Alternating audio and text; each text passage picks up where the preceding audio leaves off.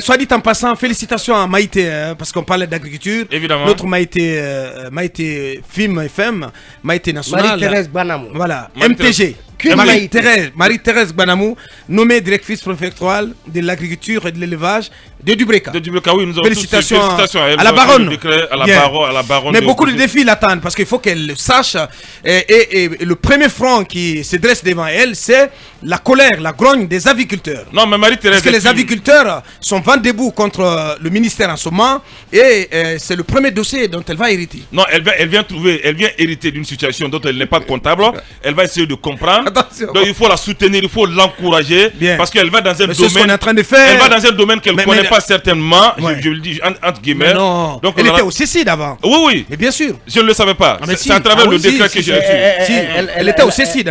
Coordonnée des projets. Voilà, donc c'est une dame de fer. Moi, elle a la confiance de tout le monde. Le métier, voilà, c'est un peu son violon d'ingre. Bien sûr. Voilà. Oui, je confirme effectivement, puisque en tant que responsable commercial d'un grand site de la place, j'ai souvent interagi avec Marie-Thérèse. Marie-Thérèse, on l'a connue avant vous. Oui, quand elle était au CECID. Moi, j'ai fait familier avec elle. Bien sûr. Et donc, voilà, je ne savais pas. Le CECID, c'est vraiment une grande entité qui est moulée dans les grands projets, la planification des projets et tout le reste. Donc je pense qu'elle ne vient pas avec les Canadiens ou... Oui, bien beaucoup de partenaires, y compris bien entendu. Donc bref, on lui souhaite très bonne chance. Ouais. Bon vent à toi la baronne dans cette nouvelle mission au compte de l'État guinéen. Et le prix Nelson Mandela était à la fête nationale de l'Allemagne hier, où il a délivré, et je le confiais à Mohamed ce matin, un discours extrêmement intéressant. Qui m'a captivé personnellement. Bon, moi j'ai un tout autre regard là-dessus. C'est un très bon discours. On vous invite à une très bon discours. On vous invite à une fête et c'est vous qui venez prendre en otage la fête. Franchement, moi comment ça? D'abord, c'était le 33e anniversaire de la chute du mur de Berlin. Oui. Donc on parle de l'histoire de l'Allemagne.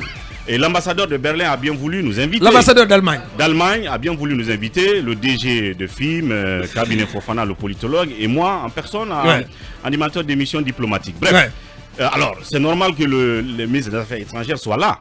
Et l'ambassadeur, je crois qu'il a fait à peine 2-3 minutes de discours. Mais Maurice Sanda, pratiquement, c'est devenu sa fête parce que il a fait plus de temps que prévu. Mais le problème, mon problème, c'est qu'on vous invite à une fête et c'est vous qui devenez l'objet de la fête. Il a parlé 5 minutes, 10 minutes. C'est pas possible.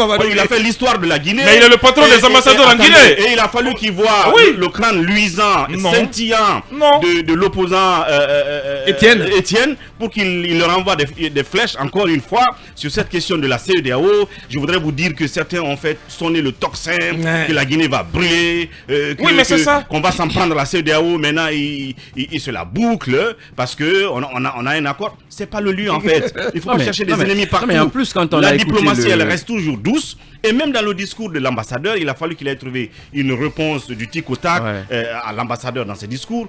En fait, il faut juste formuler, réduire votre discours. Ce que j'ai envie de dire en clair. Merci de nous avoir invités. Au nom du chef de l'État, nous vous témoignons notre accompagnement, notre attachement à développer la coopération. Ça, c'est pas du Maurice Sanda. Ce n'est pas. Ça, c'est pas du Maurice Sanda. C'est mal le connaître. C'est mal le connaître parce que moi, j'étais à la fête aussi du 14 juillet à la résidence de l'ambassadeur de France. Et il a répondu, il a répliqué énergiquement également au discours de l'ambassadeur.